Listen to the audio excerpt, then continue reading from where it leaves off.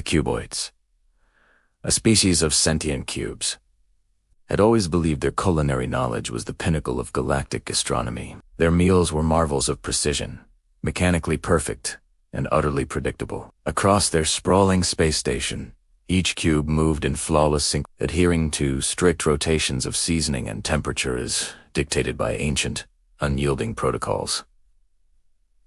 Dinner wasn't an experience, it was a calculation, a theorem to be solved, not savored. But then, Aline fell from the sky, or rather, her small transport ship landed on their station with an undignified clunk. Aline was a human chef, a culinary nomad with an adventurous streak and a growing reputation across several star systems. Her specialty, whipping up quick, impossibly flavorful meals from whatever she could get her hands on. She was a scavenger of taste, a maestro of improvisation. Her arrival coincided with a crisis.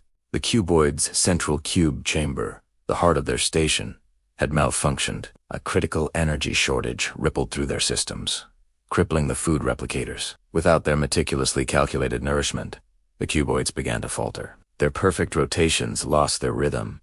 Their synchronized movements became sluggish and The one summing station was filled with a low, mournful grinding sound. They watched Aline with suspicion as she unpacked her simple, almost primitive ingredients: shrimp, avocado, cherry tomatoes, chicken, and pasta. "What are these?"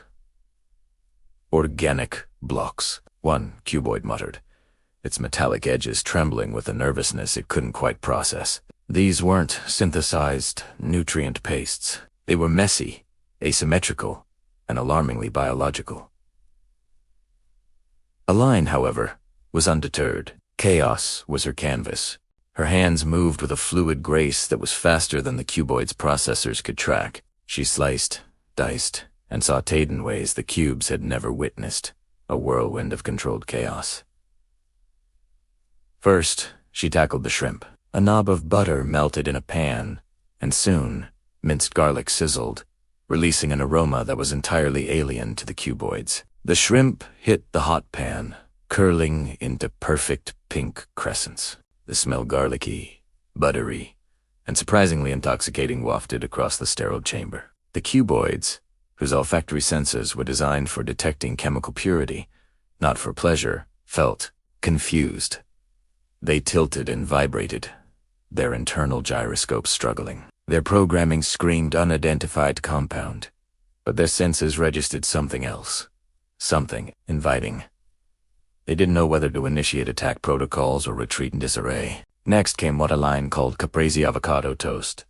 To the cuboids, this was pure anarchy. She mashed a vibrant green paste, avocado, and spread it over toasted grains of processed wheat. This was followed by haphazardly placed red and white geometric slices of tomato and mozzarella. It seemed reckless, even insulting to the principles of order. But then, Aline took a handful of green leaves basil and sprinkled them over the top, followed by a dark, glistening liquid balsamic, glazed riselle in a dance of unpredictable patterns. The cube's processors tried to calculate the nutritional value, but the input was too chaotic. And yet, as they observed, something unusual happened. For the first time, they sensed an emotion that had no corresponding algorithm in their databanks.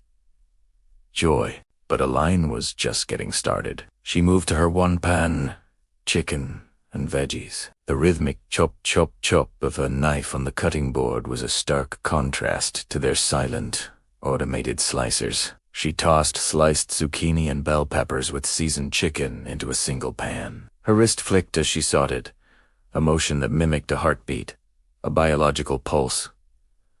The cuboids had long since engineered out of their existence.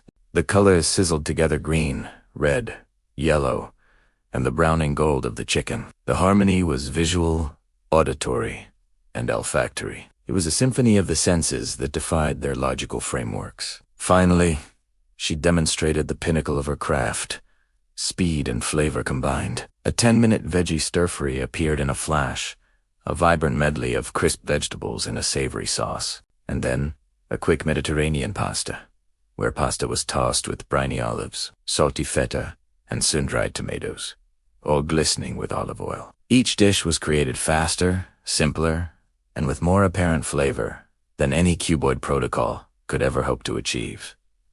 The cuboids were torn. Their very existence was built on skepticism, on logic, on the cold, hard facts of science. Yet, their sensory receptors were being overwhelmed by a flood of new, delightful data. A line of cubical guardians, their sharp edges practically vibrating with internal conflict, approached Aline. "Stop, Huma," one of them said. Its voice a discordant grinding of gears. "Your methods defy centuries of established culinary logic. This is disorder." Aline simply smiled. She held up a fork, on which a single, perfect piece of garlic butter shrimp was perched. "Logic doesn't always taste good," she said gently. A long silence fell over the chamber, broken only by the soft sizzle from Aline's pans. A young cub, smaller than the others, and with a slight crack in its chassis from a mishandled data transfer, edged forward. It was drawn to the plate of caprese avocado toast. Hesitantly, it extended a small metallic probe and sniffed. Then, with a tentative click, it took a bite. Its edges shivered violently. Its internal processors whirred, desperately trying to categorize the sensation. The crunch of the toast, the creaminess of the avocado, the burst of the tomato, the fragrant basil. It was a cascade of information that had no precedent.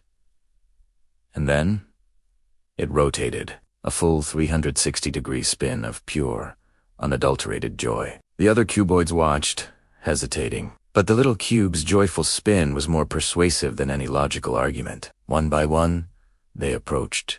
They tasted Aline's creations. The buttery shrimp melted on their metaphorical tongues. The fresh avocado toast was a revelation of textures. The comforting familiarity of the pasta, tossed with simple, bold ingredients, warmed them in a way their nutrient paste never could. The perfect precision of their old meals suddenly felt hollow, mechanical, lifeless. By the end of the meal, the cuboids had experienced something entirely new. Pleasure, a simple, profound, and delicious pleasure. Aline laughed, a warm, human sound that echoed in the metallic hull. "Say, quick meals don't have to be boring." She plated her final dish, the Mediterranean pasta, garnishing it with a final flourish of fresh basil. The cuboids formed a silent circle around her, their edges no longer sharp and intimidating, but glowing faintly with a soft, warm light of appreciation. From that day forward, Aline became the honorary chef of the cuboids. Her recipes, which could be prepared in minutes, were not stored in rigid code, but in the collective memory of their culinary processors. Shrimp, avocado, chicken, vegetables, pasta. These simple ingredients had bridged the vast gap between human creativity and alien precision. And sometimes, when the cuboids reminisced about their old, joyless meals, they would hum a new frequency, a tune that sounded remarkably like a chuckle, and say, "Cubes wept when she fell, but we all listened when she cooked." Thanks for watching. If you enjoyed this story, don't forget to like, subscribe, and hit that notification bell for more tailies from across the galaxy. See you next time.